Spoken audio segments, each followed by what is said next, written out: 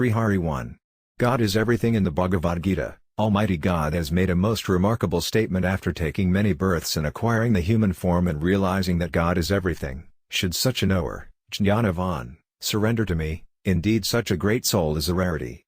Knowledge is not born out of practice, but it is a means to understand the reality as such, and that is true knowledge. Vejadadi.d, God, V. Krishna, is all, Sarvam, everything is God. This recognition is verily true knowledge. It is not a newly made discovery, but is the realization of the intrinsic nature of things. Inasmuch, the very words of God advise us that He is everything, such a declaration is a matter of deep satisfaction and rejoicing for us. That is the highest knowledge and there is nothing beyond this. One may study all the scriptures, Sastras, Vedas and Puranas, but ultimately, the basic conclusion prevails that, God is everything and that is nothing but the truth. In this world, apparently, people do not disclose that the human body is the last of so many births. After this, should a person prepare for rebirth? That would occur but not otherwise. Birth takes place only by attachment to the world, and if there is no fondness for it, there is no reason for birth. The Gita says, Sred Kajizar Wiat Phrasrag, 1321, the union of the material constituents, gunas, of nature, prakriti, with the divine essence, may result in good or bad births, riches, property, their educational and artistic wealth, that they may possess. But God has in simple words, expounded to us, the innermost secrets of the hearts of great souls, that everything is God. God could not have been more kind to us than that. The world is seen around us, in whatever form, including trees, mountains, stones and men, animals and birds, all these have one God manifested in these. It is because of God that the world perceives everything. From outside, whatever the outer form and view, that is but a cover which is ever-changing and destructible, while within, there is the stable essence of God, which is immutable and eternal. Mistakenly, we notice the outer shell of a body, but we do not dive deep to discover what is within. That is why Bhagavan says, Gita 1855, after realizing my quintessence, tattva, man immediately merges into me. What is this knowing of the essence, tattva? Just as in cotton clothes, the basic material is cotton, in earthenware, it is earth, in iron arms, it is iron, and in gold ornaments the base is gold. Similarly in this world, the basic esof in Vekrite and G is God. Knowing this, is knowing of the essence and experiencing this. There are various kinds of golden ornaments, some are worn round the neck, some on the hands, and some others in the ears and on the nose, etc. These are of different forms and names with distinct uses and of varying weights and values. While these ornaments are dissimilar, yet the elemental gold is the same and not different. To understand this, is to recognize the basic essence, tattva. Similarly, in this world, men, animals, birds, trees, mountains, stones, bricks, sand, lime, earth etc., are of diverse kinds, yet what resides intrinsically within, has no form. In that formless essence, is God. In ornaments, the importance is that of God and not of ornaments. Fake golden emblems may be passed off as real ones. In reality, even gold is not of much value, and from a broad viewpoint, only the sole divine essence has independent existence, and for diverting attention to the divine essence, we refer to cotton, iron, gold etc., as of importance. Just as ornaments may undergo change and alteration, yet there would be none in their gold content. The world also experiences continuous change, but what is immutable is the godly essence, which ever and always remains changeless. The Lord says, Gita 13:27, if one discerns that in the perishable things, there is a non-destructive essence, then the seer sees right. So from a basic point of view, even if the clothes are destroyed, yet the cotton rudiment remains, where the earthen pots are broken, the basic earth endures. Similarly iron and gold stay, when arms and ornaments are broken up. And so if the whole world were destroyed, but the divine essence could not be annihilated, it is in this light, that one has to look at the eternal and immutable essence, recognize it as such and accord it due importance. Just as we say that this is material substance, padartha, but this is a part of the ever-changing world and the non-changing element is the divine essence. In this world, there are many places, times, works, things and people, but the I is the only one constant essence that overrides everything. An aspirant's, sadhaka sight must be set at that divine element. What exists is substantive and is ever and always achievable. The world has not been held ever, nor could in the past or the future be, by anyone. We are in believing that the body world is everything, which is not correct. The body did not come first. This is the experience of all, that it shall not last forever. It is also the experience of all, that the body gets ravaged every moment. It is to this realization that we must attach importance. From the point of view of devotees, there is only one God, who appears to us in different forms. If we are hungry, He may appear in the shape of food; when we are thirsty, He may come to sight as water; if we are sick, then He may become visible. Gita 327. One who sees God in all the creation as non-perishable, when other things are destructible, has understood and sees the reality correctly. As medicines and for other pleasures, He may manifest in the appropriate form. Should we feel hot, He may appear as shade; should it be cold, He may visualize as clothes. In effect, God reveals Himself to us in different forms, but we try to enjoy these forms of God, and then God may also appear as misery and hell. Question: why does God appear as food, water, or as other perishable things? Answer: because we accept our bodies as ourselves and feel the need for material objects. As we desire these things, God manifests Himself in the same form and appears. As we think in terms of unreality, God responds in the same way to us. The Gita says, 4:11, in the way man approaches me, God answers accordingly, and ultimately the chosen path leads unto me. As a child wants toys, his mother spends money and brings him the toys, so does the merciful God appear in the same form and meet our desires. If we were not to seek such pleasures, why should God have to appear thus to satisfy our senses and portray unnatural forms? 2. Perception of active element. There is something that can be seen, while another not. A seen thing is known prati, and an unseen thing gain prapta. The seen things are called inert, jada, in nature, prakriti, and gained, prapta, are called active, satana, which is referred to as true form, satsvarapa. The Gita says, Gita 13:19, prakriti, nature, and purusa, soul, are not only eternal, but evolutes and constituents, arise out of the former. The seen and known have no independent existence, while the acquired or gained has all authority. Gita says, were, farawanarad fair wa, 2/16, that which is not, cannot be as if it is, and that which is, cannot be as if it is not. The inert, jada, and the active, satana, are mutually of opposite nature. The inert keeps changing continuously and does not stay still for even a moment, while the active satana is permanently immutable and still. Just as there is no coexistence between a day and a night, there can be no mutual conjunction of the inert and the active elements. But the Gita says that all living beings arise from the combination of the inert and the active. The result is that the active recognizes its union with the inert element, but this is merely an assumption. Prakriti has two secrets or aspects, the known, prakriti, and the light or radiance, bina. The former is subject to the senses, while the latter relates to the inner mind. The former is coarse and the latter subtle. Worldly things and persons are familiarly known, while the senses and ego they reflect radiance. In effect, radiance comes in between knowing and experience. D. Mario Furfirdanak Weirti 0, Gita 13/26, the active and the inert come to play, as a result of the union of the body and the soul. Tine of the active and not so in reality. From the superior form of nature, the living maintains this world, Gita 7/5, and the mind and six senses draw to itself, to create the living, wa, agrafardanya iya aryata, Gita 15/7. The giving up of the assumed combination, is also the responsibility of the active clement, as it this element that has grasped the inert. When the active element accepts its relation with the inert, then out of this presumed link, the ego arises. This ego, by itself, does neither exist in the inert nor the active elements, but arises only because of the assumption of the relation of these two elements. This ego is the root cause of the bondage of humanity. From this arise love, desire, etc., and other faults. For the elimination of ego, an aspirant, from a worldly viewpoint, concedes that the world has no independence, but from a divine point of view, the conclusion would be, that everything is God. In Srimad Bhagavata, the Lord takes a worldly view and says, 11/28/4, all the things in the world can be referred to by voice, and conceived mentally, but these are all unreal.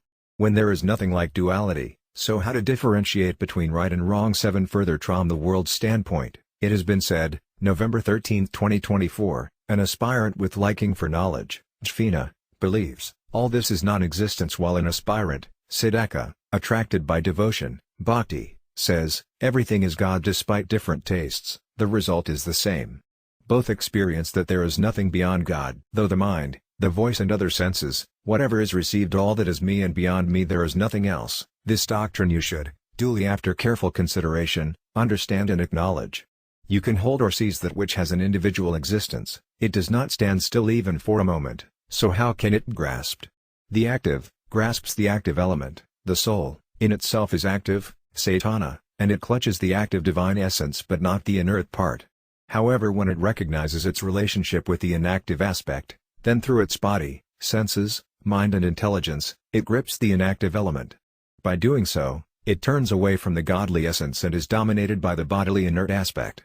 To remove this domination of the inert, an aspirant must determinedly assert that he is not at that and understand the reality. With this acceptance, one's relationship with the inactive, bodily, element would weaken and lead to its separation and would experience that everything is God. In effect, he would not be captured by inertness and would instead link with God.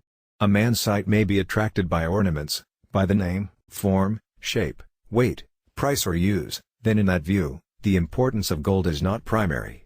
Similarly, when one gazes at the world, in such terms, then he is distracted away from God. If he firmly believes that the world is not everything, then for him, the independence of the world and its authority would cease and he would tour instead into experiencing that everything is God. In effect, to him the world would cease to exist and God would pervade. Gita 7:19. Here, manasa means the mind, vakasa all six senses, and drishti refers to all ether mental media of perception and knowledge. Manasa 2/91. All material things that are seen, heard or thought of, are the root of ignorance, and that is not godliness. Manasa L/7c. Whatever beings, active and inert exist in the world, worship these, Rama-like. God is everything and that is nothing but reality. Just as an expert in gold and ornaments knows much about these, so is a person of divine knowledge into the essence of the element, well cognizant of the eternal God and the powerlessness of the inert.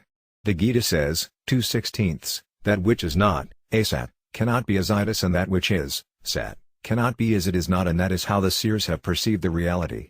The unreal has two parts, a body and the world. To dedicate the body to the service of the world, is karma yoga, and to seek pleasure from the world is janma-marana yoga, life and death yoga. The real also has two aspects, the soul, Atma, and God, Paramatma. To vest the soul within itself, is the yoga of knowledge, Jnana yoga, and to surrender oneself to God, is the yoga of devotion, Bhakti yoga. With the fulfillment of any one of these three yogas, the professed ego is destroyed. The inactive is action-oriented, while the divine essence acquired is independent and free of action. The experience of the divine essence is not subject to practice, in other words, for its perception, the body, its senses, the mind and intelligence are not involved or necessary even in a small way. Their use is only for the world and not for the self. Practice may effect a change in a state of existence or augur the beginning of a new condition. The circumstance of the active element may not be felt by practice but by non-practice. Non-practice means doing nothing. Action comes into play through its contact with nature, prakriti. Without nature's involvement, the active element, Satana, can do nothing and cannot act, nor is it responsible for any activity. This element has no duties and it cannot act on its own. When there is no writer, how can the act of writing be accomplished? The active element under the influence of ego can assume its responsibility to act. As the Gita says, 3:27, though all actions are the result of nature prakriti, yet a person befooled by ego looks upon itself as a doer. In truth, he is neither an actor nor an enjoyer, Gita 13:31. In effect, it is sheer ignorance to give importance to action and material, to experience the essence. The use of action and the gross material, padartha, is for the world only. For the good of oneself, it is always advisable to maintain a safe distance. The essential element cannot be experienced through the gross material, but on the contrary through its renunciation. The reason is, that dependence on the material creates attachment, Gita 13:21. The intent of the Purusa and the Prakriti is the cause of birth, as good or bad species. Without taking advantage of the gross and its help, one cannot practice. How can one renounce something on which one is dependent? Its importance would increase. Therefore, to assume that the essential element is subject to action, of practice, leads to one great harm, that anything that creates attachment, could lead to the belief that it is useful in acquiring divine knowledge and feel its importance. By practice, the attachment to independence on the gross material, ensures its safety and bondage, which are difficult eventually to discard. It does not really matter, whether the leg irons or fetters, are made of gold or iron, these are both shackles with the only difference that giving up the iron fetters may be easier than those of gold, which would be difficult, as gold has its own importance, to a man's mind, for self, svartipa. There is on one hand, the material world and on the other God, prapta. To face the former is to seek bondage and standing before God means salvation. From a realistic point of view, There has never been a deficiency of salvation, mukti, nor there is, and there will never be. Not recognizing the primacy of God, but that of the gross material, prakriti, is bondage, while not acknowledging the importance of the latter and yielding to the supremacy of God, is salvation. Therefore, attachment and salvation are matters of understanding but not of form. Question: why does the active, prapta, element not see the divine essence, while the inert can perceive the world? Why so? Answer: the main foundation of a body is its bony skeleton, which is not exposed to view. The skin covers everything and is visible, yet is not the main support. What is strong cannot be seen, and what we can notice, has no strength. Similarly, God is the foundation of the world, but he does not see, yet the whole world sees. Thus, what is real does not see, and what sees is not real. The bones supposedly are derived from the father's side and skin is from the mother's. Though a body is the offspring of a father and a mother, we can never see them in the body. So the world originates from the union of God and nature, prakriti, but the world neither sees nature nor God, only the interplay of nature. The upper part of a body, from the throat and above, is called the superior part, Adamanga, because the ears, skin, eyes, nose and tongue, the five senses, are situated there. In these, the mouth is most important, because the sense of taste, maha, santi, 305/6, the bones, femininity, and marrow, taste, come from the father's side, while the skin, muscles and blood are qualities inherited from a mother. So, have heard, Gita 14:3-4, the prakriti, nature is my womb, Mahad Brahma, and God lays in it the embryo from which life arises. All be accommodate go bespo are, and from nature, prakriti, amd one father them all. Jnanendriya, and voice, karmendriya, are both stationed in it. No other parts of body have two senses based together. Bones can also be seen in the mouth in the form of teeth. So in this world, liberated persons and great philosophers should be considered important like a mouth. Normally the mouth remains shut, but it opens with special joy, and we can also second the teeth.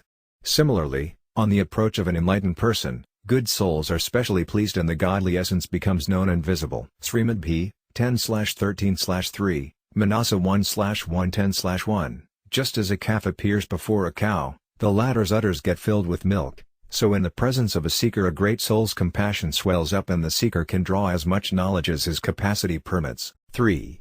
A matter of everybody's experience for acquiring something, there must be a plan and an investigation. The worldly material has to be planned, while the divine element is to be explored. For something that does not exist already, it requires planning or preparation, and for a new thing it would take longer to acquire, as experiments and efforts would be necessary. If a thing is already existent, its acquisition is easy. It can be picked up straight away and no experiments are required, and one has to be keen to acquire it.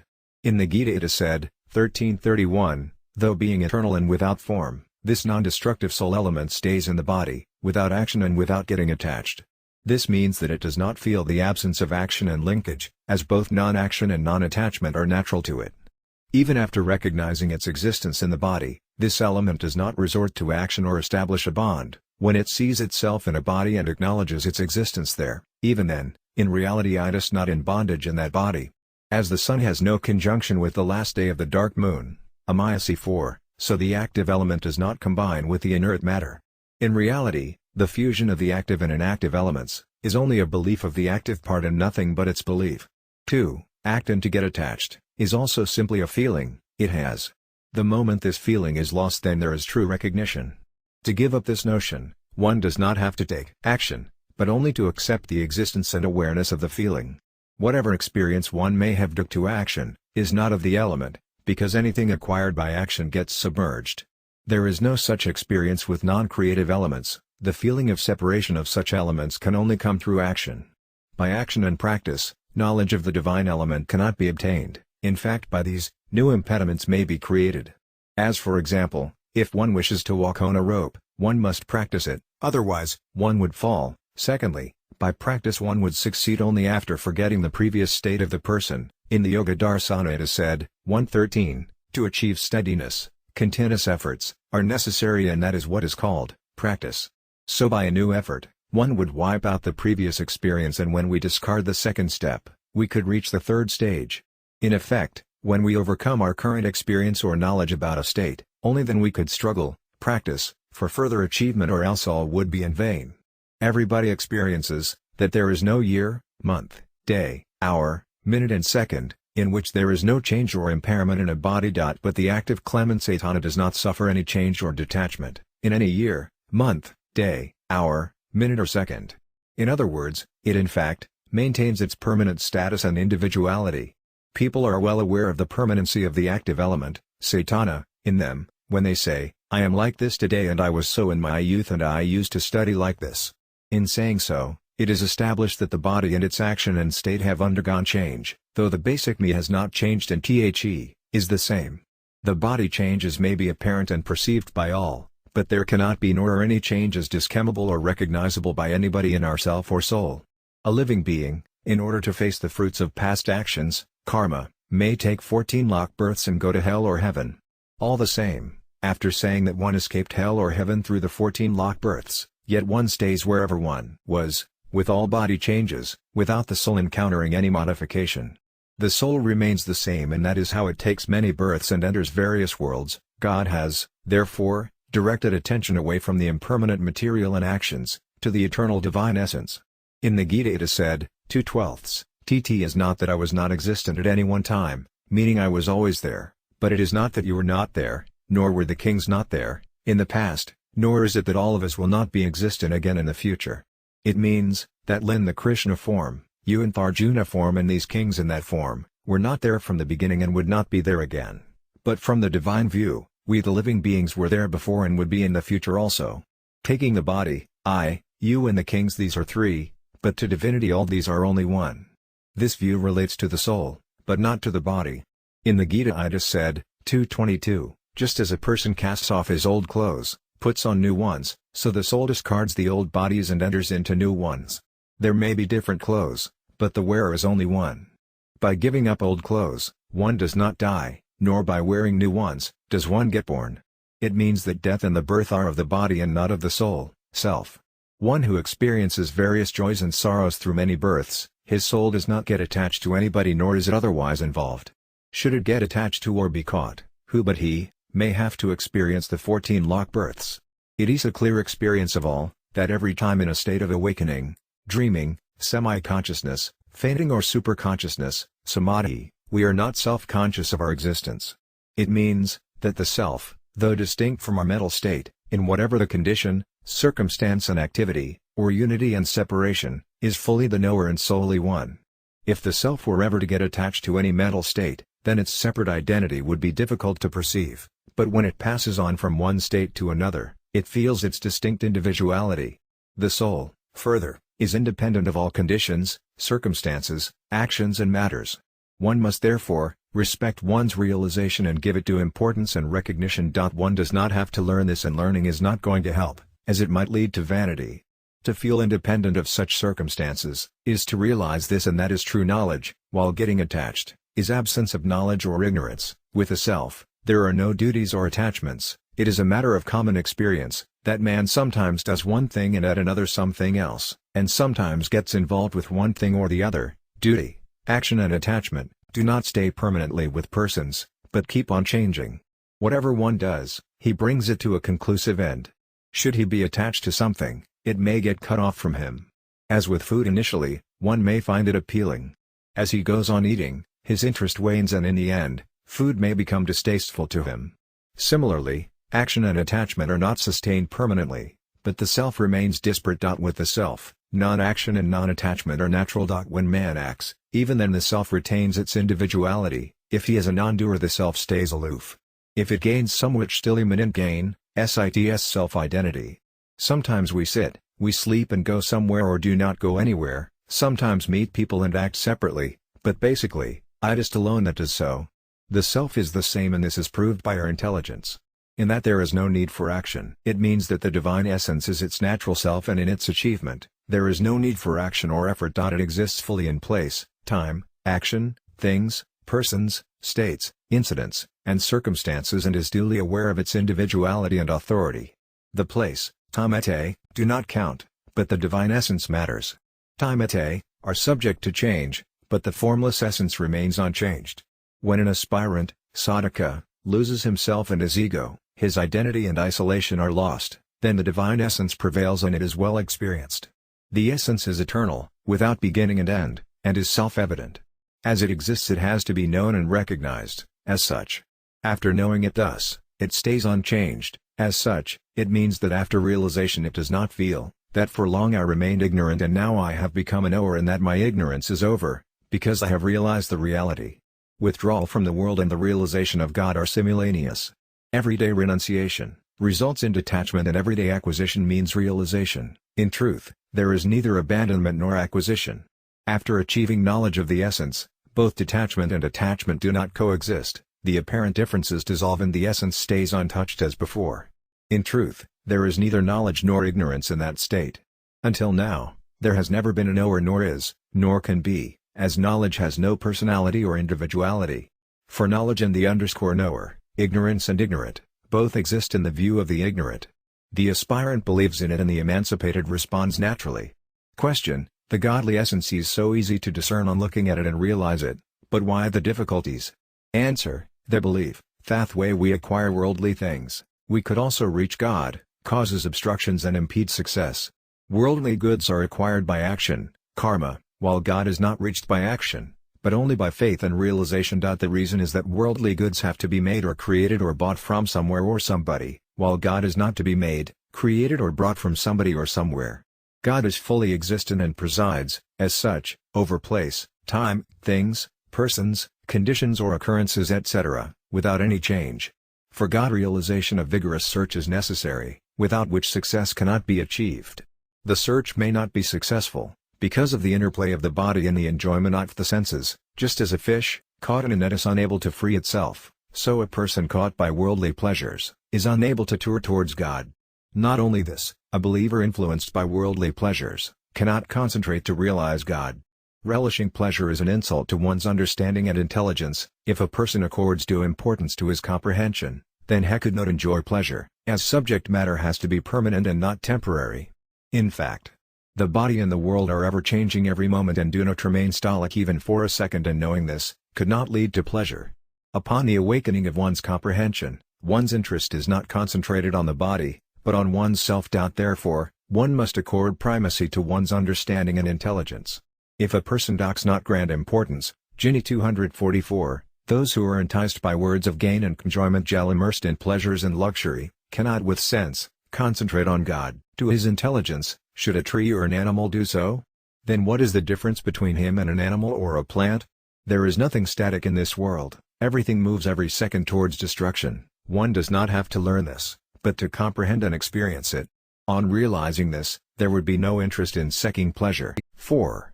Ego and how to eliminate it. The root of man's bondage is ego.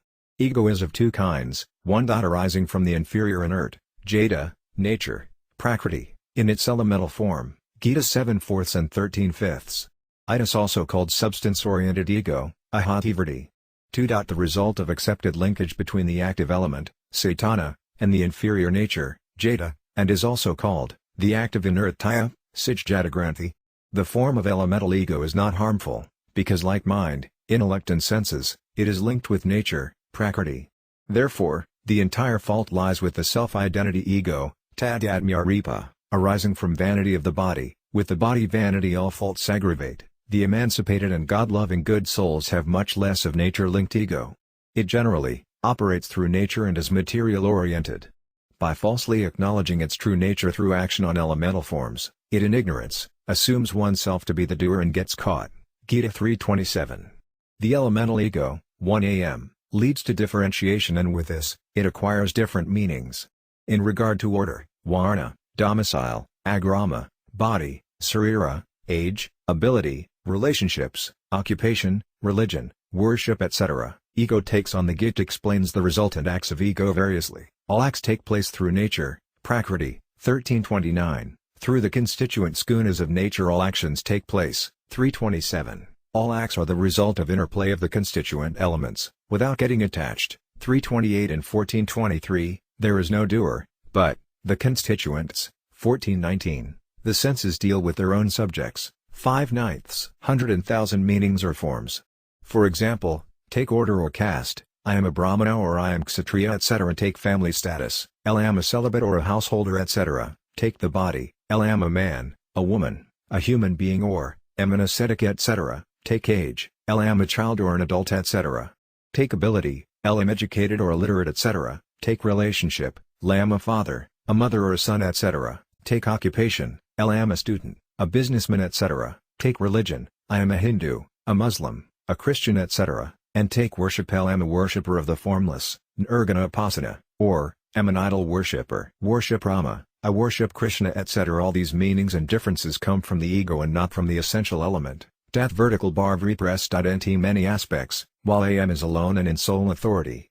The entire creation is influenced by the three constituents or qualities, gunas, of nature, I.C., prakriti.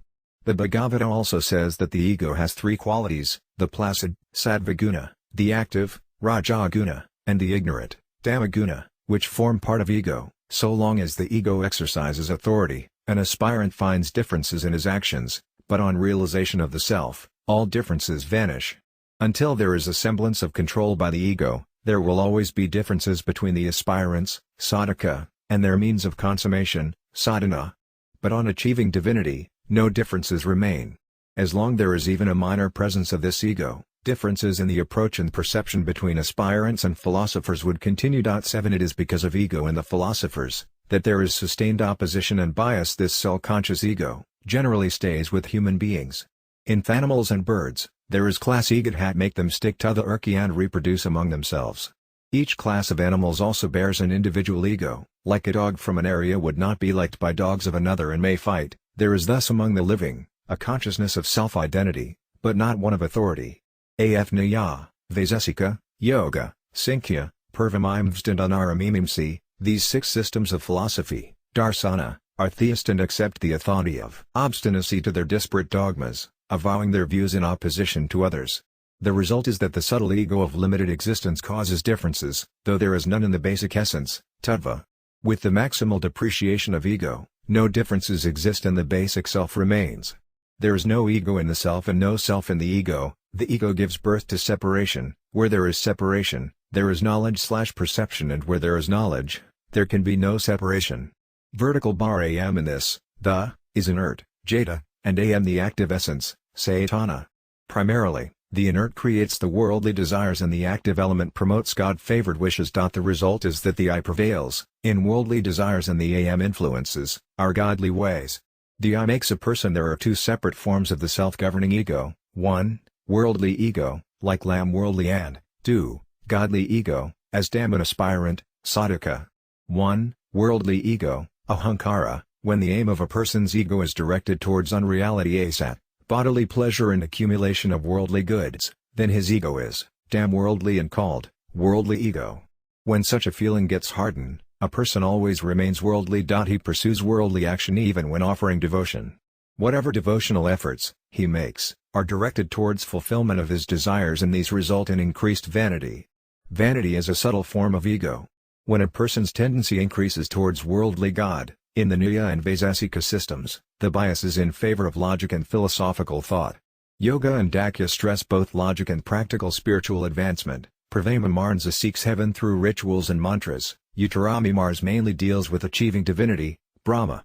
In calling these as Mamars, it is to imply that there is not much emphasis on reflection and experience, but on Vedic mantras.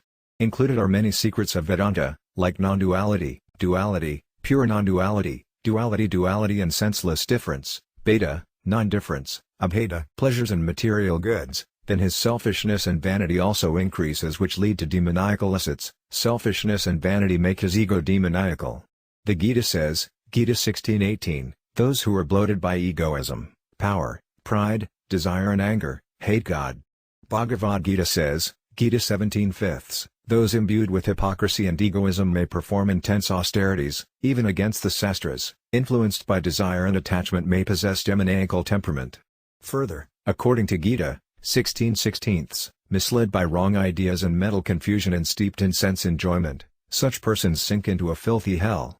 If it is argued that on achieving true knowledge or salvation mukti, the demoniacal form of ego is overcome and the self-oriented ego is not affected, that argument is also not correct.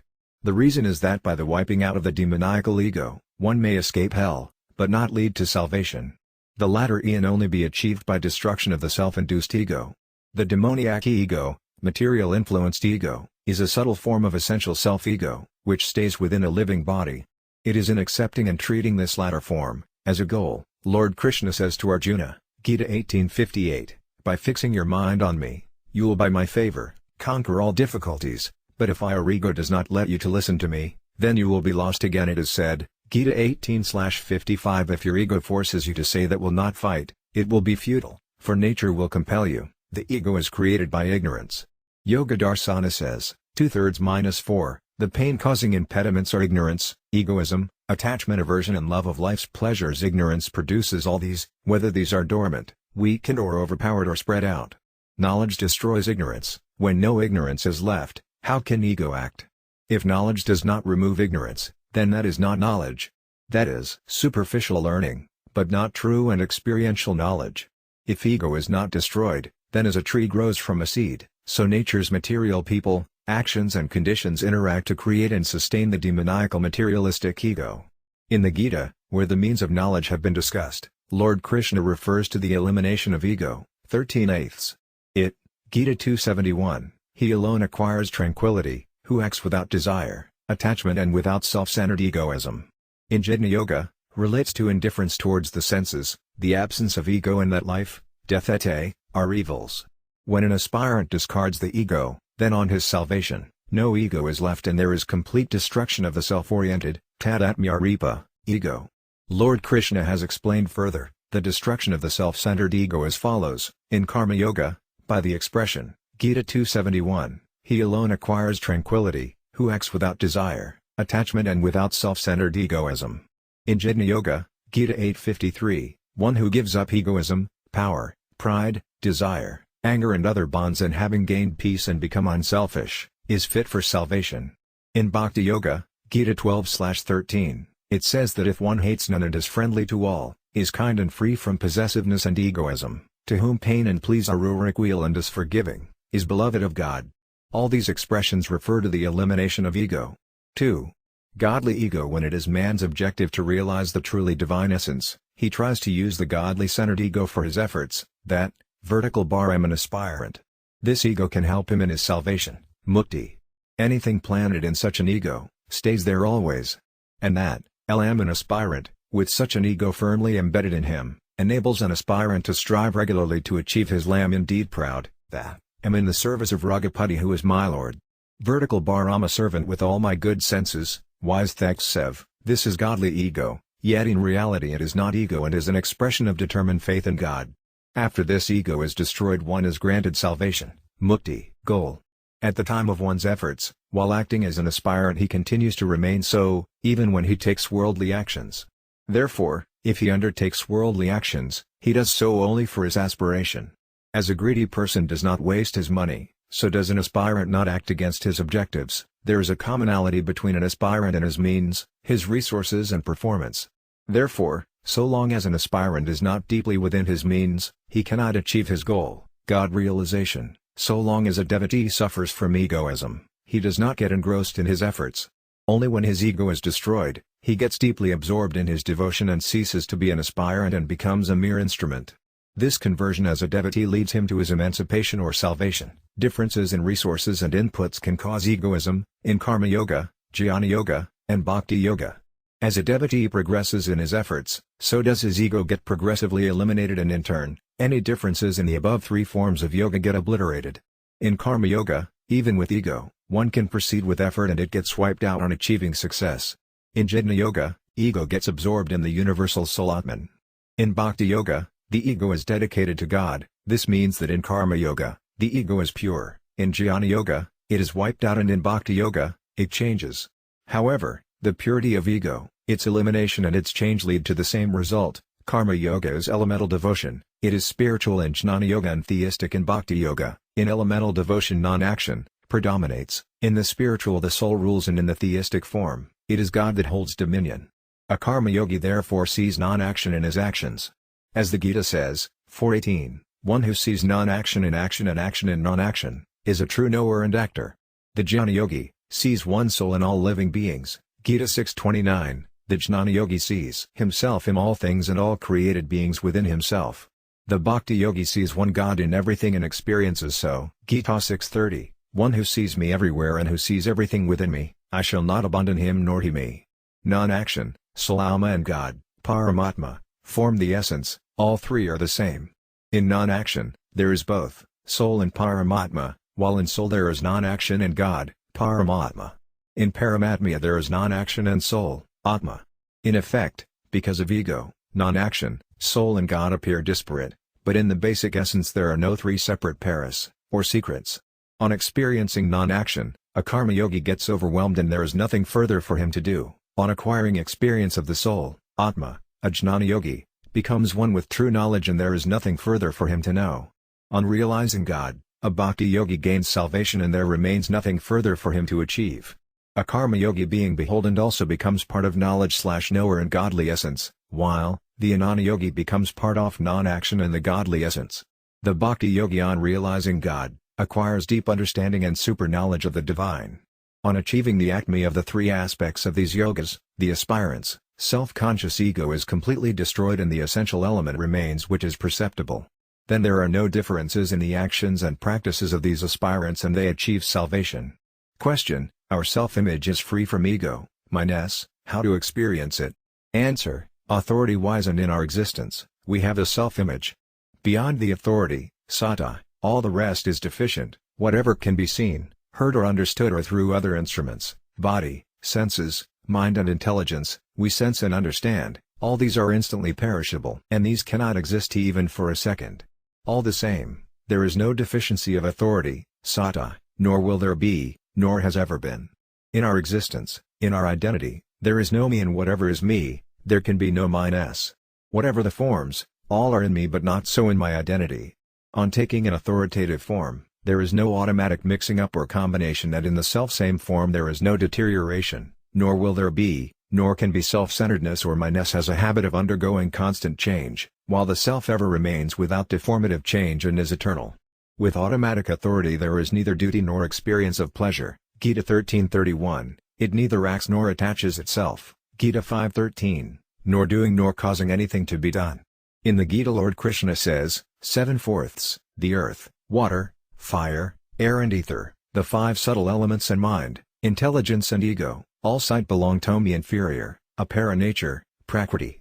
It means all the above 8 elements belong to the same class of inferior quality, in other words, whatever the class of earth, the ego, mine-s, also belongs to the same. Like a block of earth, the ego is inert and visible.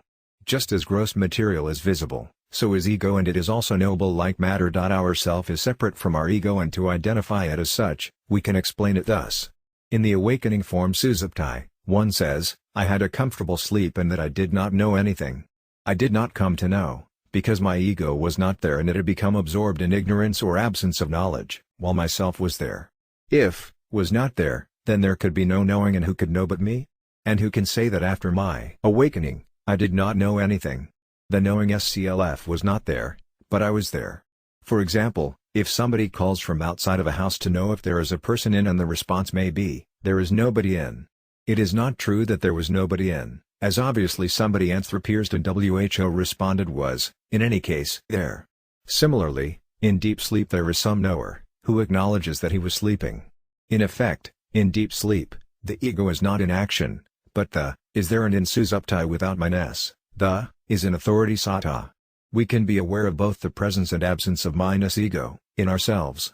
The ego may be deficient, but not the soul. Even if the whole world ends, still the self dominates. In other words, while supreme, our self depicts our true form, our ego, mine-s, is not our self-image. 5. Importance of objectives. In order to realize the godly elements, the importance of objectives is crucial. Evaluating in terms of 16 annas in a rupee, the objectives would measure up to 5 annas, feelings up to 3 paise and action, a mere 1 paise. However, these days, an aspirant's eyes are fixed at action, not feelings nor objectives. We shall now discuss the importance of objectives. What is the goal of our lives? What do we want to achieve in which element, tattva, to know and recognize and which to bring into realization? On giving due consideration to this, one's only objective would be to reach God, to know the godly element, to recognize the subsisting relationship with God and to making God our visible reality. For the reason that God alone is everlasting and nothing else is eternal, whether we participate in this world's matters or not, we get bread, clothing or not, whether we can sleep or not, get rest or not, secure respect or disrespect, praise or criticism, yet these do not matter, as we are interested in achieving God's grace, Paramatma only. In Bhartrhari Sataka it is said, experts in politics may criticize or shower praises, riches may come and go, death may knock just today or after ages, a person who sticks fast to his objectives, does not deflect from his just path or back his steps. Similarly, if the sole aim of a person, his effort and goal is to achieve divinity, he cannot stand still at one place. When one does not get money but spends it, a person fond of money would not be interested. When one's real objective is to reach God, can he be deceived or deviated by sweet words? What is God's essence, Paramatma? What is my self-image and what is the view of the world? Anyone who has strong thirst for knowledge, he cannot stick to other speeches or discourses. He has no will to stop there. If he should stop, then he has not firmed his objective, howsoever highly educated and learned a person, Pandita, he might be. We have only to reach God. This objective is worth 15 annas in a rupee. Faith or feelings change often, sometimes good, other times bad. Sometimes these are placid, sattvika, active, rajasa, or darkly ignorant, tamasa, but the objectives never change. If there should be change, then nothing is fully accomplished or else the real objective has not been truly understood. Objectives are the basis of human foundation. If one has no objective, then in reality he is not a human being. These days, we have many large schools and colleges, in which thousands of students receive education. But why are they being taught and why should one study? For this, the aims and objective have not been defined. How surprising that they go to study yet do not know their objective. In truth, better than setting out their objectives, they must understand these. This human body, we have not taken over by us on our volition, but God has bestowed on us for meeting the objective of achieving divinity. It is because of the, sometime caused without any reason out of affection grants the human form. Dear brother, the human body is not to enjoy material pleasures. It is meant for dedication and is a gate to salvation. Objective that the human body has importance, otherwise this product of the 5 elements has no sanctity. A body is a factory for making human excreta. The very best of sweets, offerable to God, when put into this human machine, become stools, the most pure and sacred waters of the Ganges and Yamuna turn into urine. A body that makes such dirty products has, in fact, no importance, the only importance being the aim to realize the godly essence, and that is what, in truth, is its humanness. Therefore, when God granted the human form to man, we must understand the aim of this grant. It means that the objective was fixed first and then came the body later, just as an objective to visit Badrinarayana is established first and then follows the pilgrimage. But an objective has to be recognized and not created. It is to meet our objective that God has given us the capability to do so, has given us the right and discrimination, and in other words, man is entitled to achieve divinity. People cannot lay claim to share riches or respect or greatness, or health or life for 100 years etc., but all are equally entitled to share divinity. Those who are completely illiterate, may have no wisdom or discretion, no asceticism, not 6 forms of riches, nor desire for salvation, nor learning, reflection, nor practice in abundance, but have acute thirst for divine knowledge, or else those who are distraught with the world and see it full of sorrow, they can also realize the divine.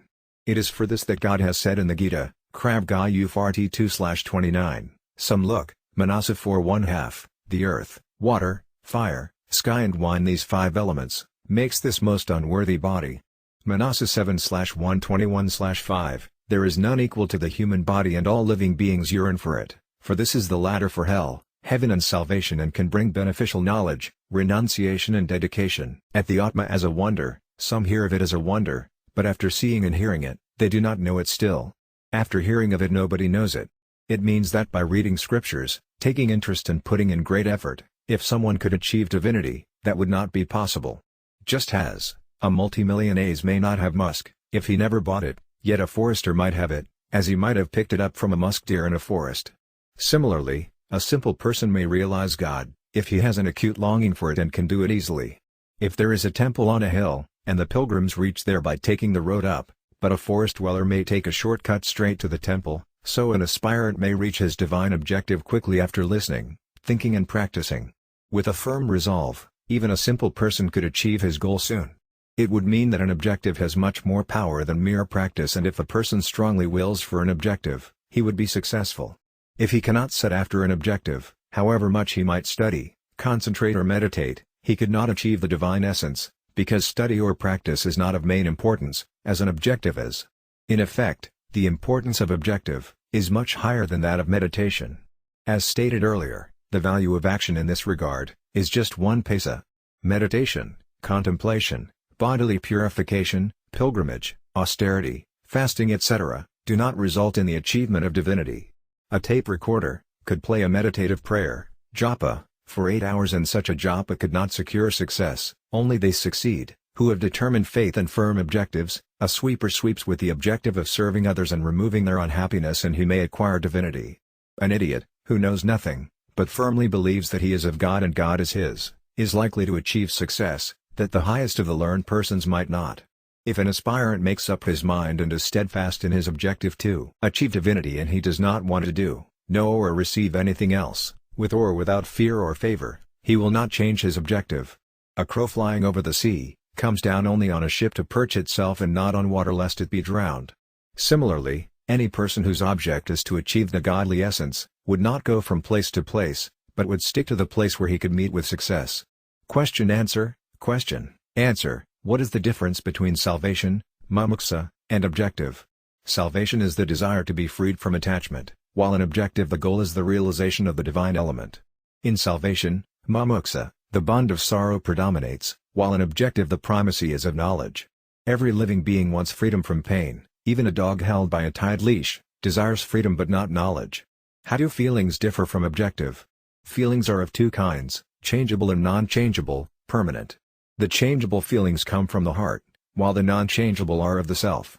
It has already been said that the changing feelings are evaluated at 3 paisa, but the non-changing feelings and objectives are of equal importance. There is only this difference between the two, that the fixed feelings, favoring God, are of the Bhakti Yoga, but objectives can be of Karma Yoga, Jnana Yoga and Bhakti Yoga, all the 3. 6. Who is an aspirant, sadhaka? An aspirant, sadhaka, is one who earnestly dedicates himself to strive for and see God realization, and one who does not follow wrong and adverse means and methods for his spiritual pursuit. Worldly pleasures with objectives of hoarding and desire are all negative aspects of a devotional undertaking.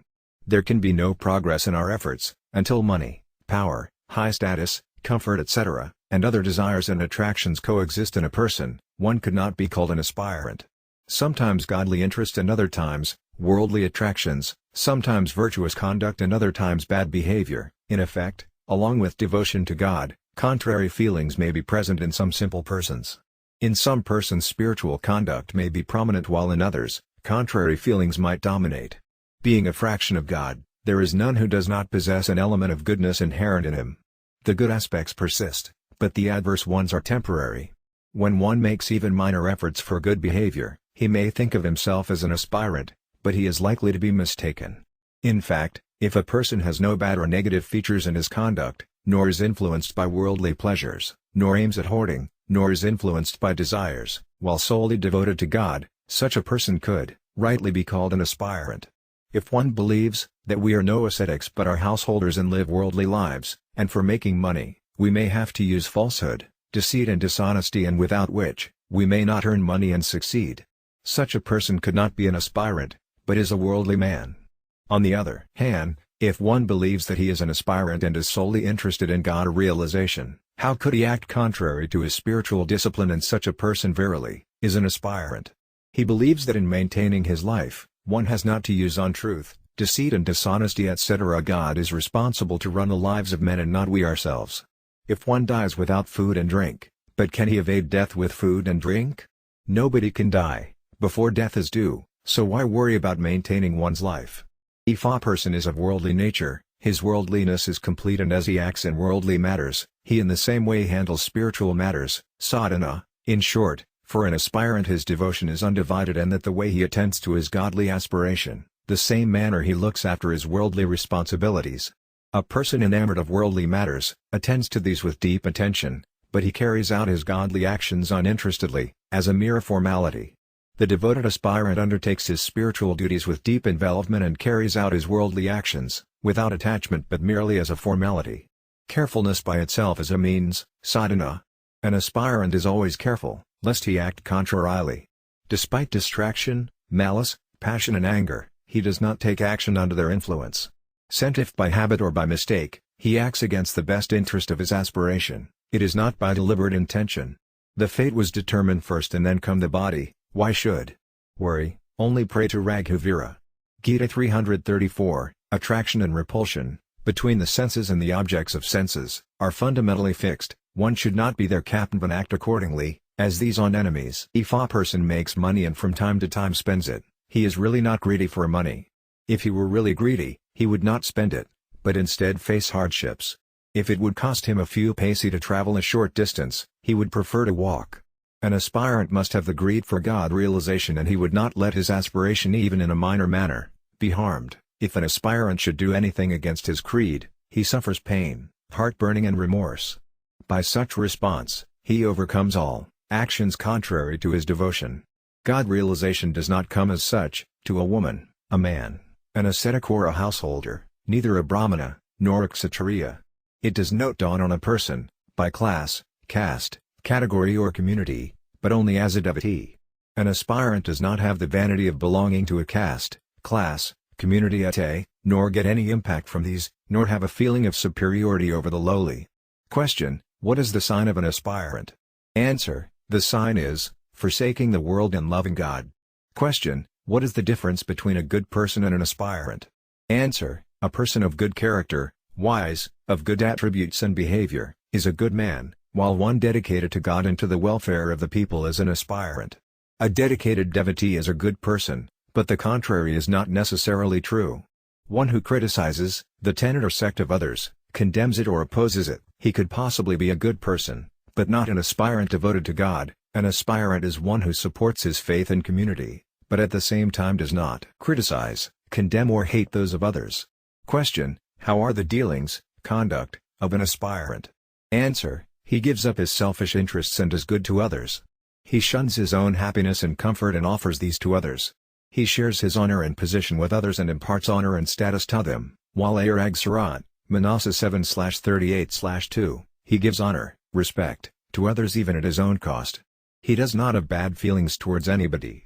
If he sees any fault in others, he believes that the fault belongs to their bodies, their hearts, their habits, but not to themselves. If a person's clothes get a stain, his self does not get stained. Similarly, if there is a defect in the mind of somebody, his self is not defective. So an aspirant does not assume others to be bad, and so he does not appear to be bad to others.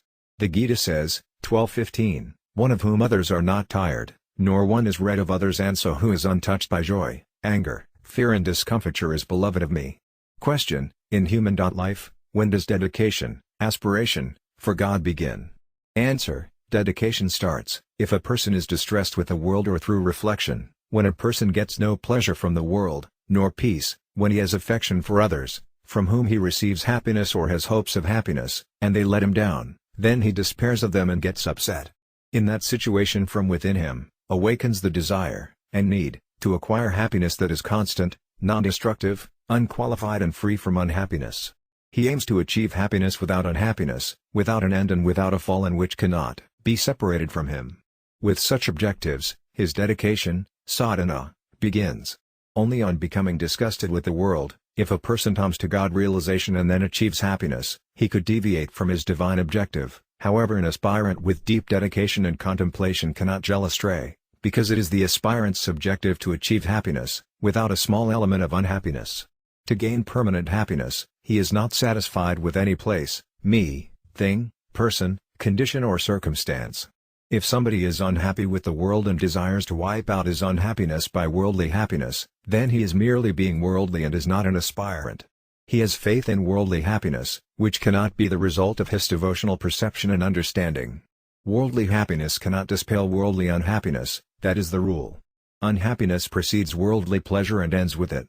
It is the same in the midi, whether one perceives it or not. The reason is that anything that has a beginning and an end, has also an in-between end, that is a principle. When a person understands that worldly happiness is in truth nothing but unhappiness, and a person desiring happiness can never be free from Gita 2:44, people with minds full of desire, are attracted by words of pleasure and prosperity, and their sense of reason and concentration are affected for rational decisions. Gita 5:22, as pleasures have a beginning and an end, these cause pain. Yogadhargana 2:15, refers to three types of pain: Pain is a consequence, or is anticipation of unhappiness or a fresh craving, and the interaction of these leads to pain all round unhappiness, then his dedication verily begins. Question: what is the shape, form, of dedication? Answer: it one's renunciation, tyaga, reflection, vikara, and surrender, saranagati.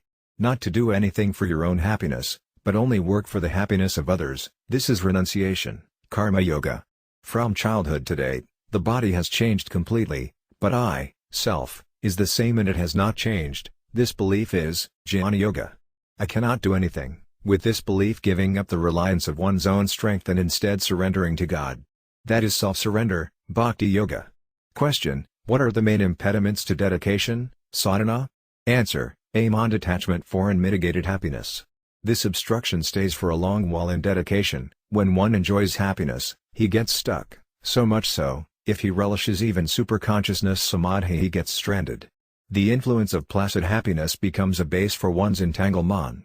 The Gita says, Vagata, 14/6, keep sinless persons in bondage by attachment and knowledge. That is why the Lord has said in the Gita Qwrt Frere Fon, 339, the desire for happiness is the constant. Vinaya Panka 39/4. I tried my best, in many ways, but success can come only when God, Prabhu, blesses. The enjoyment of pleasure is influenced by alliance, while the joy of the superconsciousness, samadhi, is onc of separation. The former leads to a fall while the latter impedes the progress. An aspirant, enemy of knowing aspirants. These days, while an aspirant may be keen on gaining progress in his dedicatory efforts and increase his knowledge, yet he may not direct his energy to the destruction of the desires. It is because of this attachment that an aspirant does not get success quickly and presently, and there is delay. In effect, it is essential for one's advancement to destroy the attachment of desire for pleasure. Truly God is ever present, the teacher, guru, is also there, and so is the knowledge of the essence, tattvajnana. One has to recognize one's competence and courage. Only the influence of destructive attachment of desires prevents these from exposure. It is the duty of an aspirant to smash the dominant attachment for desire. That is what prevails. That is why Lord Krishna says, Gita 6/5, it is up to man to emancipate himself, without being discouraged, as man is his own friend and enemy, and by self-help should not allow his fail. Question: how to eliminate the bondage of attached desires? Answer: there is an excellent remedy to free man's SCLF from this attachment, to be happy with the happiness of others and to share the sorrows of others, with compassion. Manasa 7/38/1. Seeing a happy person and feeling happy with him makes an aspirant, in unison with such happiness, and the person experiences joy. So when a person is unhappy and an aspirant sees him, with compassion, and shares his sorrow, the person does not have to bear the entire brunt of the suffering alone, which lightens his sorrow, and he may feel happy. By feeling happy with the joy of others, a person's own desires lessen, because his self-indulgent joy is substituted by happiness specially derived from others, and a person may feel no need to seek enjoyment for himself. So, on sharing others' distress, whatever the instruments or means he may have, these are naturally diverted to reducing his distress, with the result that his own desires decline. In this way, through sharing others' happiness and distress, an aspirant's propensity towards happiness, pleasures and other accumulations, is reduced and eventually wiped out. An aspirant, who co-shares the joys and sorrows of others, can suffer his own sorrows willingly, but he cannot endure the distress of others. While indifferent to his own suffering, he much cares for the pain and distress of others.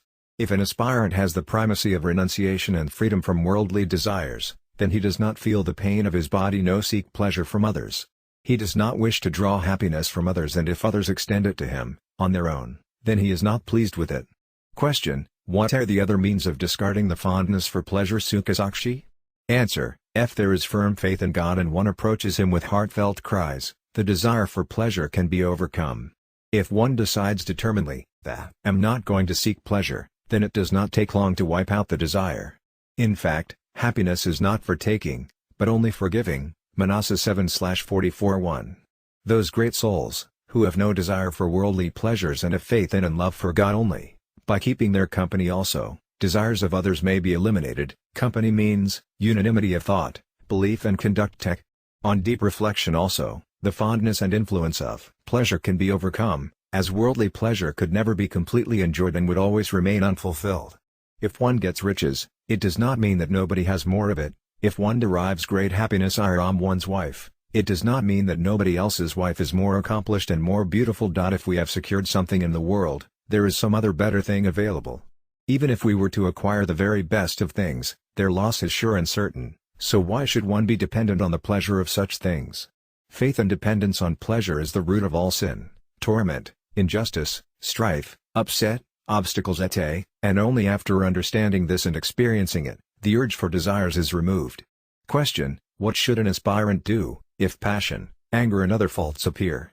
Answer: he should believe that the faults are not permanently with him, these may come and go, but I am there. Just as a dog enters a house and leaves it later, it is not its house, nor does the house belong to the dog.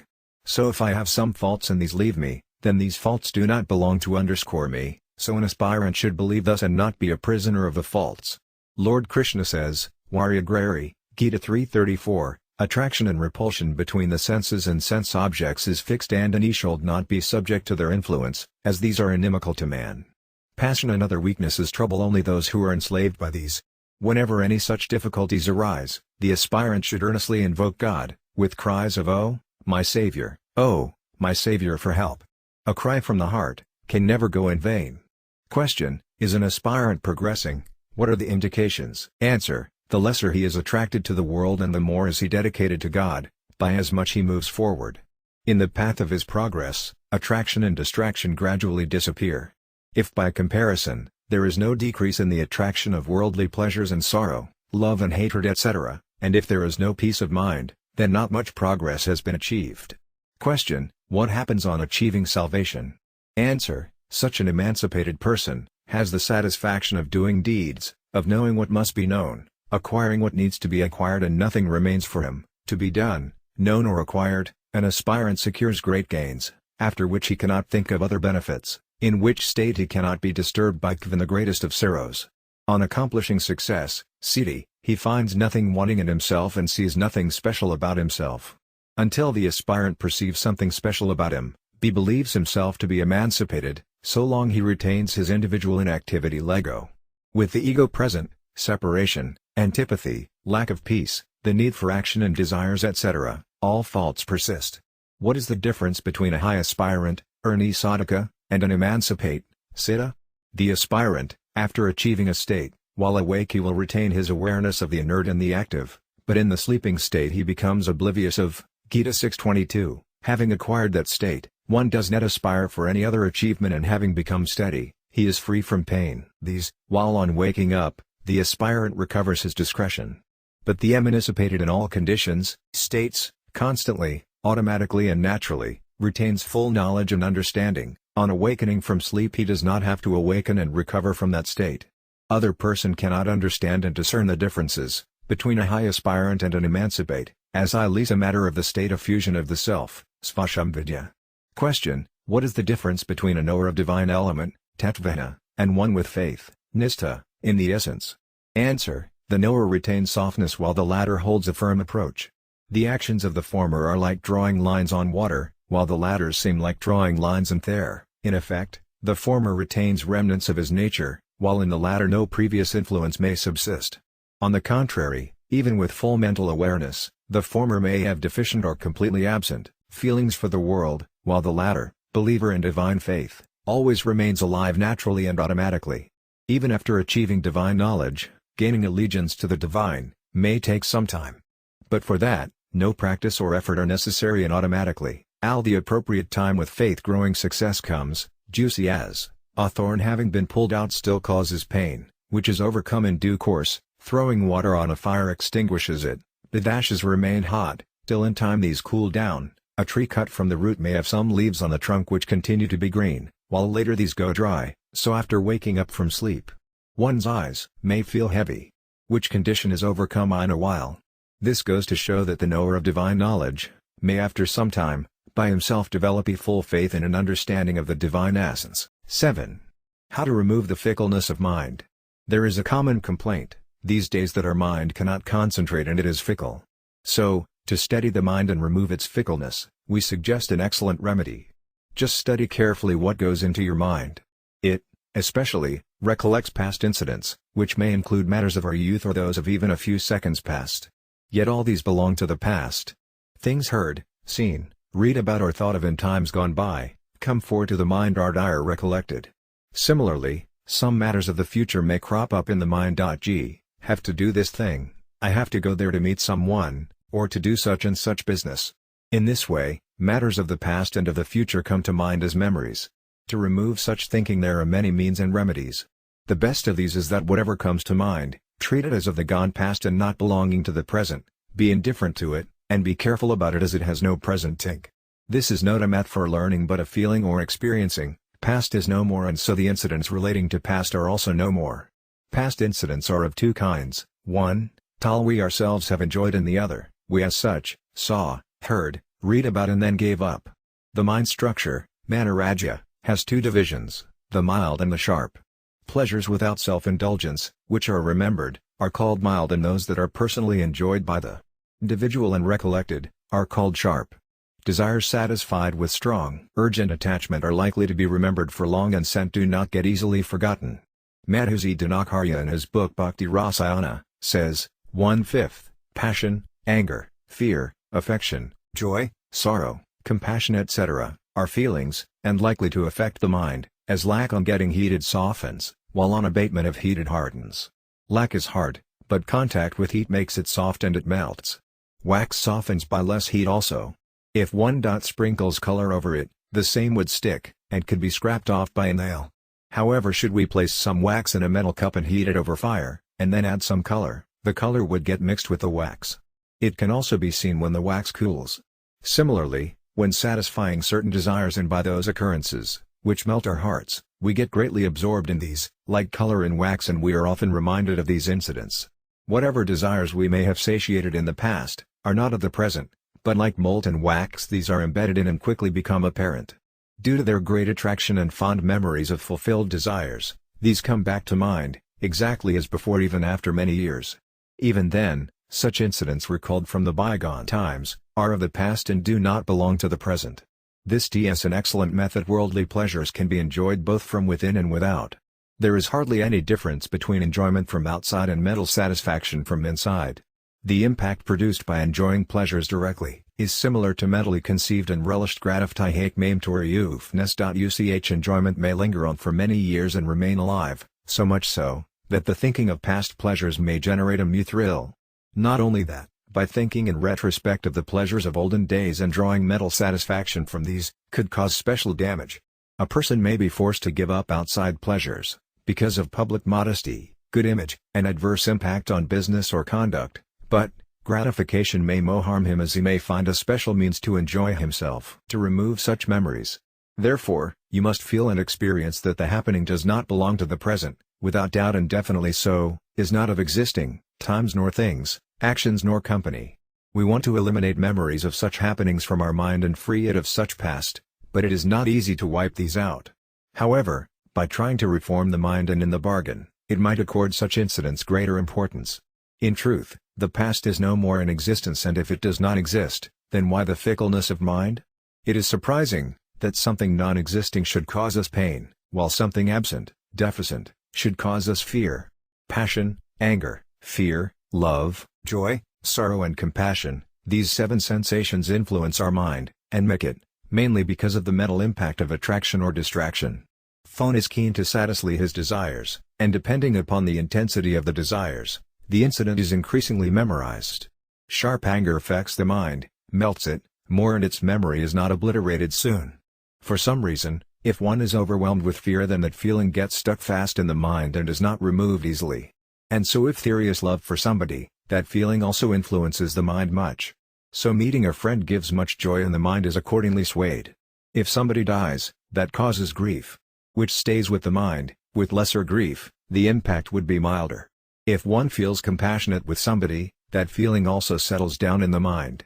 But all these situations do not relate to the present, that is absolutely sure. If a dog has a wound in the body, it licks it with the tongue, as there is something in the saliva that heals the wound, but if a monkey has a wound on its body, it repeatedly scratches the place, which prevents healing. These are two different kinds of actions, licking and scratching. These also are not part of the present. Licking reminds the dog, again and again, of the wound and the desire to cure it. For the monkey, scratching also acts as a reminder. Similarly, If somebody's son dies, he is regularly reminded of his death and mourns the demise of the son, who did not deserve death. Others who visit him also remind him, or the woman folk would lament the passing away of one who played in their lap and stuck to them actively. Such words would reopen his wounds and increase his grief for long. And so remembrance of passion, anger, fear etc., would be tantamount to deepening of a wound with extended remembrance. If we were to clean the wound away, however much the depth of the passion, anger, grief or delusion, or the satisfaction of one's desires at the happening, this was also of the past and not of the present. Gita 2:16, that which is not cannot be as itis, and that which cannot be as if itis not. For those we have affection, attraction and friendship, who died or separated from us, who slay somewhere and we elsewhere, presently, they hardly are the same person, place, time, condition and situation.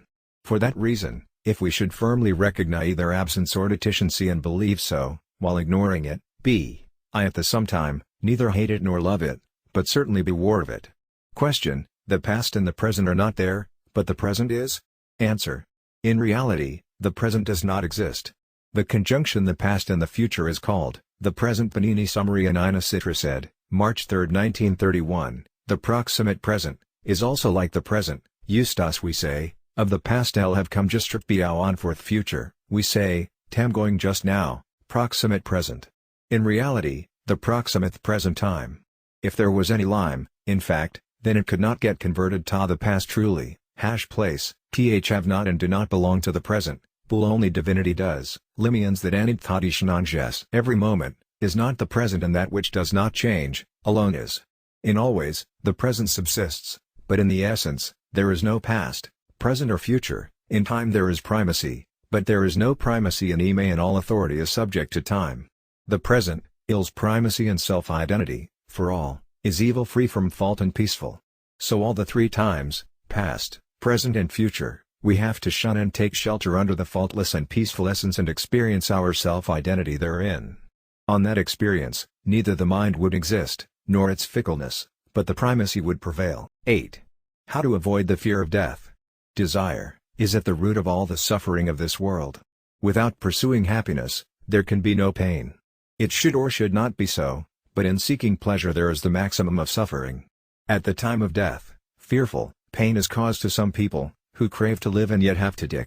If there is no desire to live, then at the time of death, one would have no pain. As changing from childhood or turning from the young to the old, means departure from childhood to youth or old age, no pain is experienced. So should there be no suffering on giving up of the body. The Gita says, 2:13, with human form acquired as there is childhood, youth, old age, so there is death, and the resolute ones are not charmed by any illusion. Gita 2:22, just as a person casts off old clothes and puts on new ones, so does the self discard old bodies and neuroses.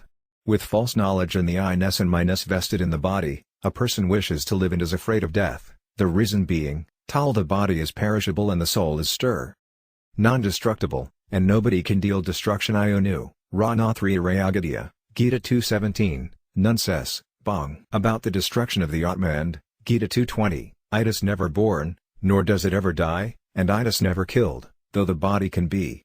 If Rama dies, then I can die. If not, the eternal does not die or get killed. A body dies a little every second and it does not stay still for a moment, while the soul every time it always remains unchanged, even for a second. The desire to live and the fear of death neither affect the body, nor the soul, but affect those who though immortal yet take on the self-image of the perishable body, through I and mine. To treat one's body as his real identity is lack of understanding, an error, and such an error tantamounts to death. Mahabharata, Ad-yoga. 42/4. A person, domiciled in nature, prakriti, becomes a kashira of pain and pleasure. Gita 13:21, when the Purusa, divine, dominates over prakriti, nature, their union results in good or bad births. The soul vests in nature, through lack of understanding.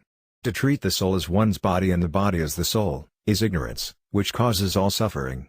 The result is that a person wishes to hold on to his mortal body and does not aspire to realize his immortal self. That is what causes him to suffer. If he did not mistakenly consider the perishable self-image as his true self, he could not suffer, and if he indeed recognized his true identity.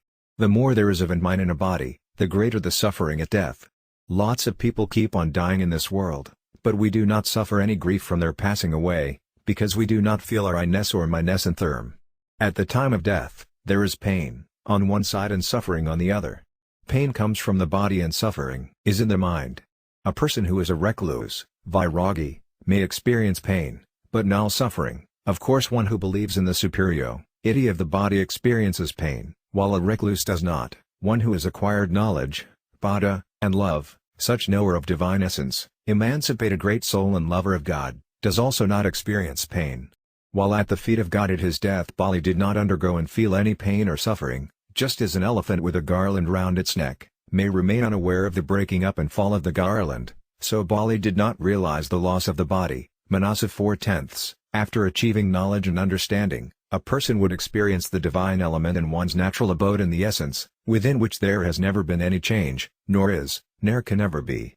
By receiving godly love we experiences extraordinary relish, rasa, and this love is perceived, increasingly every moment. After having godly love and knowledge, a person at death may have a feeling of joy and tranquility.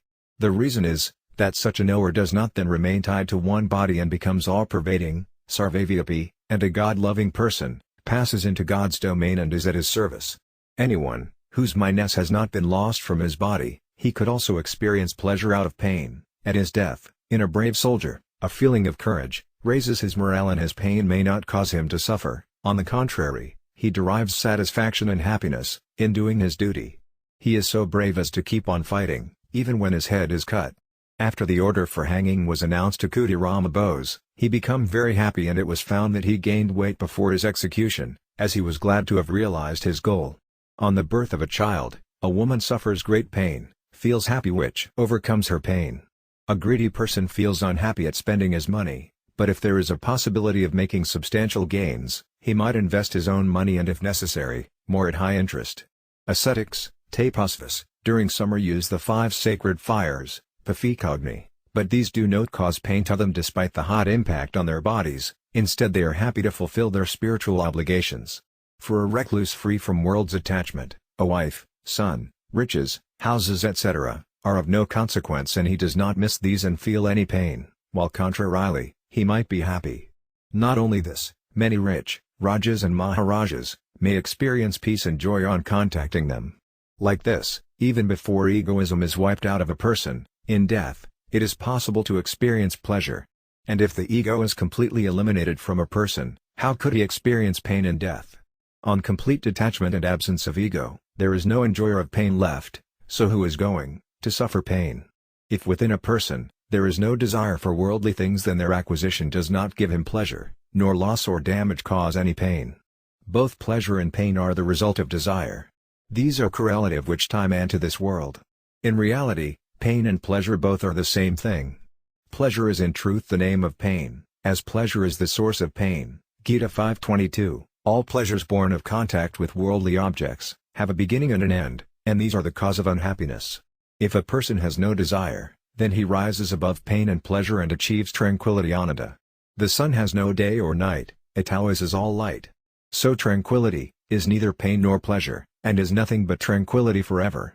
Experiencing this tranquility once, there is no deficiency ever, because it is voluntary, continuous and without deterioration. If it were possible to fulfill all desires, for a person, then one would strive to gain the desire to live, and if it were possible to save oneself from death, then we would endeavor to escape from death. But it is the experience of everybody that all desires can never be fully met and that every human being born has to die. Then why the desire to live and why the fear of death? By the desire to live, the cycle of birth and death would operate and the desire to live would subsist. Therefore, for achieving immortality, it is essential to discard desire. Lam not the body that changes always, but we, self, is constant there. If the soul were not perpetual, then who could know the changes in the body? The knowledge of the changer is not even with the changer.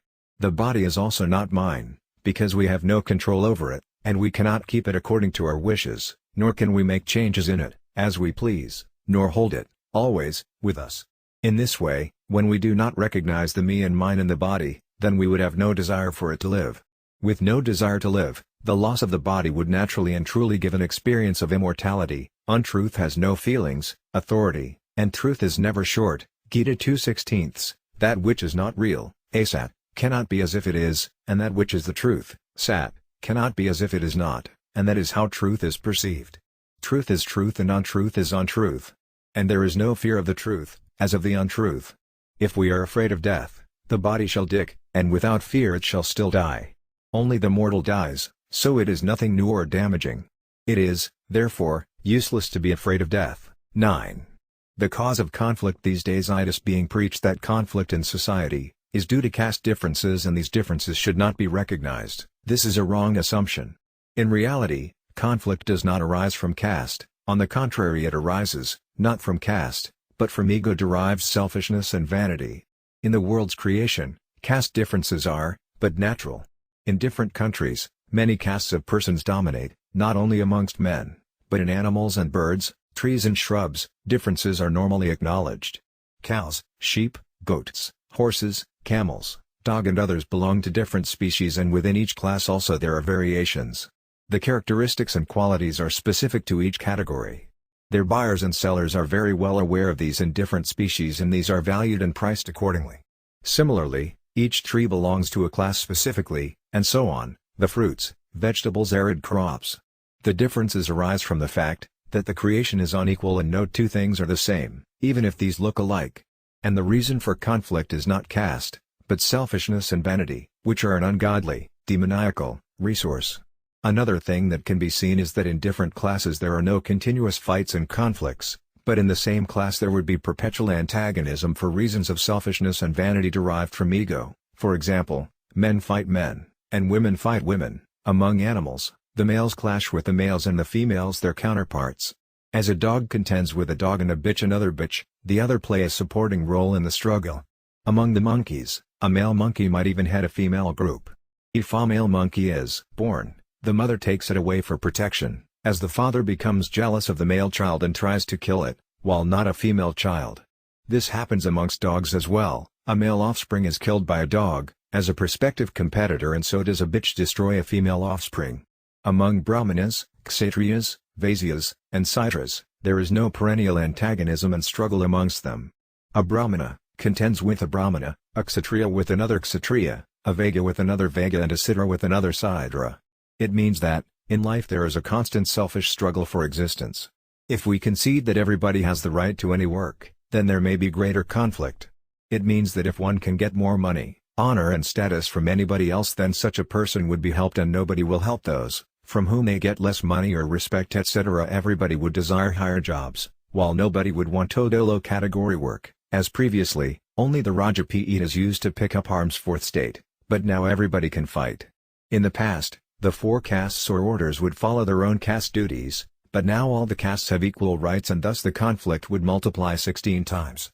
Previously, people used to work in accordance with the traditions of their caste or hermitage, agrama, and used to live in peace and harmony. Now the traditions of caste, order, having been obliterated, they for selfish reasons are divided into many parties, and fight for political power, among themselves. For the votes of other communities, Hindus destroy others' Hindus. A mother, father and son may vote for 3 different parties and quarrel in their homes. It is preached that all must be united together, but in fact, there is disunity amongst them, with a mother, father, son and brother all separated from each other, and rendered apart.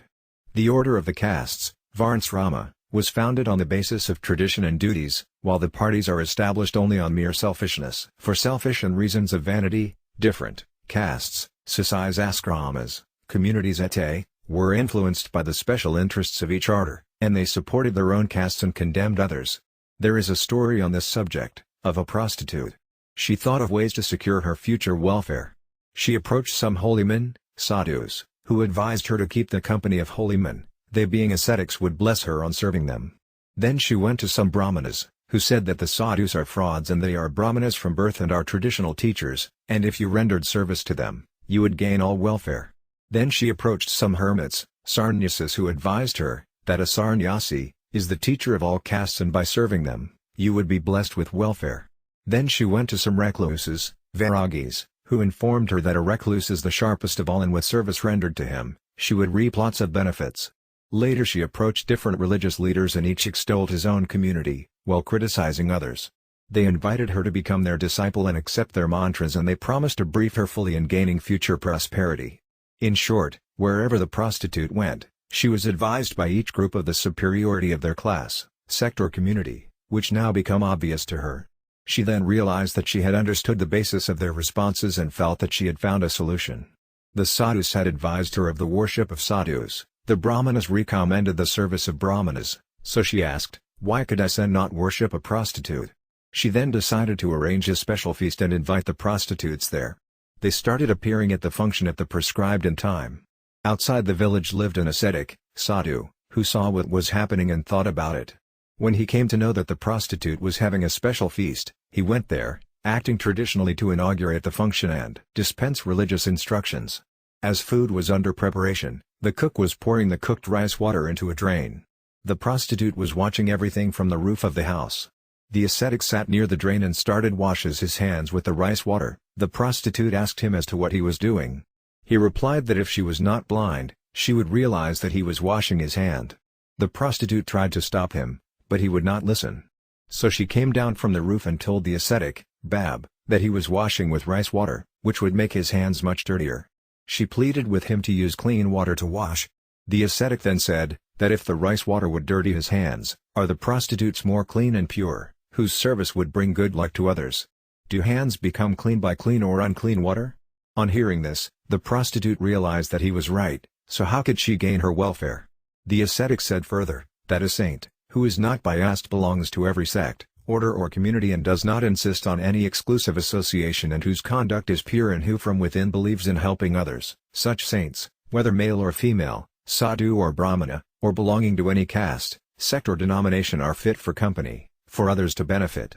In conclusion, where selfishness and vanity exist and desires prevail and the urge to hoard worldly goods subsists, then such resources become ungodly and demoniacal.